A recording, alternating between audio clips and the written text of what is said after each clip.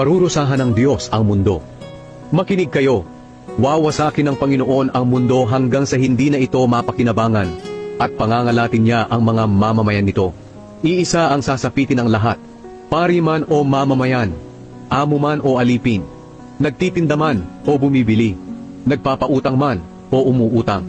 Lubusang mawawasak ang mundo at walang matitira rito. Mangyayari nga ito dahil sinabi ng Panginoon, matutuyo at titigas ang lupa, manlulumo ang buong mundo, pati na ang mga kilala at makapangyarihang tao. Ang mundo ay dinungisan ng mga mamamayan nito, dahil hindi nila sinunod ang kautusan ng Diyos at ang kanyang mga tuntunin. Nilabag nila ang walang hanggang kasunduan ng Diyos sa kanila. Kaya isusumpa ng Diyos ang mundo at mananagot ang mga mamamayan nito dahil sa kanilang mga kasalanan. Susunugin sila at iilan lang ang matitira. Malalanta ang mga ubas at mauubos ang katas nito.